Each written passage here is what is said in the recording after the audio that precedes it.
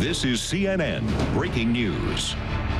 We're continuing to follow the breaking news. The man called the Butcher of Bosnia finally has been caught after being on the run for more than 10 years. Radovan Karadzic led the Bosnian Serbs back in the 1990s. He allegedly led a campaign of extermination against Bosnian Muslims. He's an accused war criminal. Let's discuss with Richard Holbrooke, the former U.S. ambassador to the United Nations, who negotiated the Dayton Accords ending this fighting. You met Karadzic yourself, and you refused to shake hands with him. Yeah, we negotiated with him. This is a historic day, Wolf. A man who's been on the run for 12 years, who NATO should have captured, has been captured, and by the Serb government themselves. To their credit. To their credit. This is the government of Boris Tadic. It's a huge event. I would think Mr. Bashir, the president of Sudan, who's just been indicted by the International Criminal Court down in Khartoum, is thinking hard tonight that it could be him. But remind our viewers, when you negotiated with Karadzic and General Mladic and another alleged war criminal right now, still on the run, he's still on the run someplace, you negotiated the end of the siege in Bosnia. And you covered it. Look, I only spent one horrible night with Karadzic and Mladic. We were bombing them. Milosevic said to me, let's go see former leader of Yugoslavia. Former leader, not then indicted, said, would you meet with Karadzic and Mladic? We knew this was going to happen. We gathered and said, let's do it. General Clark was my military assistant then. Chris Hill was my political deputy. Each man decided for himself whether to shake hands. I wouldn't shake hands, but I remember... Because he had blood on his hands. Is that what you're... Yeah, he is... How many people do you think he was directly or indirectly responsible for killing? 300,000. How do you get that number? That's the number of people who were killed. And without Radovan Karadzic, this thing wouldn't have happened. How is it possible that he was in a small, tiny area where he was hanging out? How is it possible that he could remain free at large for a dozen years and Ratko Mladic is still at large? The original failure to capture him was a NATO failure in 1995-96 when he was quite easily visible and NATO didn't make enough of an effort. That failure continued. Mladic is at large because the Yugoslav army was protecting him. But this guy, in my view, was worse than Milosevic or General Mladic. He was the intellectual leader. So what do you want? What do you want to happen to him right now? He's going to go. He's going to go on trial. Well, here's a big issue. You said he was an alleged war criminal. He hasn't been convicted yet. He hasn't been convicted, but he is an accused war criminal, and he is indicted in The Hague. The question for President Tadic in Serbia tonight is, do you turn him over to The Hague, as they did with Milosevic, or do they try him in Serbia, which will be a big political issue? What do you want? I'd like him to go to The Hague. For a long, because that could take years, that trial, as we saw. Once he goes to The Hague, he's not getting out again. That would be the end of that. Now, the other issue, of course, is the effect in the region.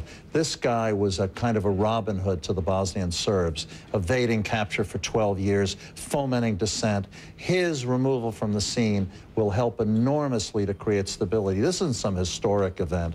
This is, ancient event. This is an ongoing event of historic importance. All right. Well, thanks for your perspective. I know you're a very happy man today. Well, you covered it. You know what a terrible I remember vividly, and I know you'll be happy when they get Mladic as well. As well, yeah. Richard Holbrooke, the former U.S. ambassador to the United Nations. We're going to break in with some breaking news here. The arrest in Serbia of the former Bosnian Serb leader Radovan Karadzic. He's an indicted war criminal. He's been arrested by Serbian security forces in the last few hours.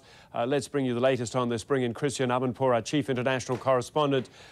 Christian, this would appear to be a momentous event more than a decade after the end of the Bosnian War.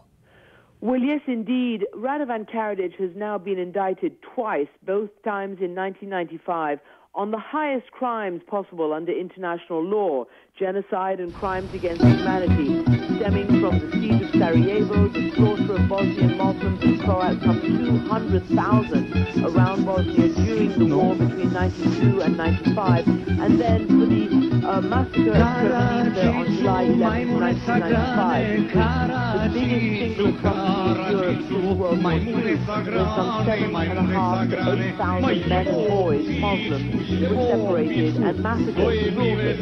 And Radovan Karadzic has been on the run for now more than a dozen years. He was the was ended. He was shunted out of any kind of political life after the Dayton Accords, the U.S. brokered Dayton Accords back in 1995, and he was meant to be captured and brought to The Hague.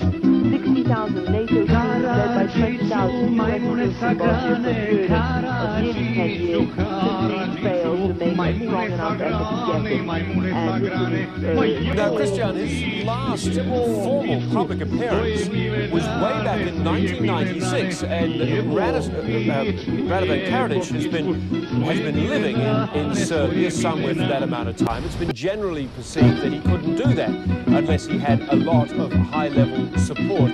What does the timing now of this arrest say to you? Well, nobody's quite known exactly where he's been living. Actually, most people thought he was living in Bosnia or close to Montenegro. He has, in fact, and we find pictures and more details on this arrest.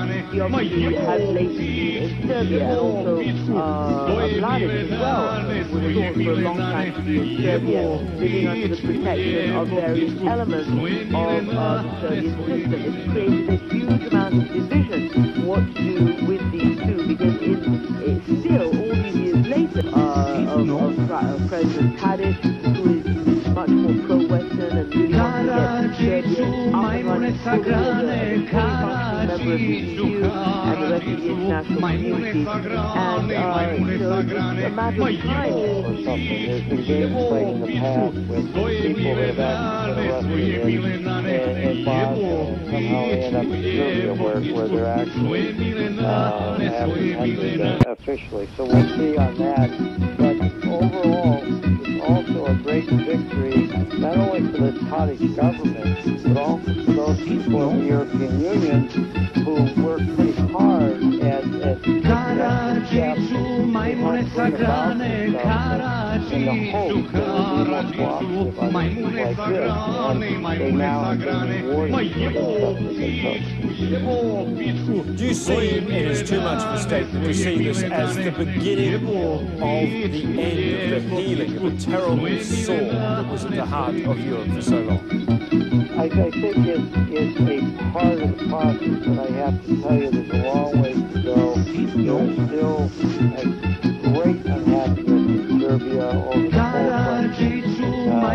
forefront what happens there. There's a lot of goodness in young people in Serbia, but this is an important step in that direction.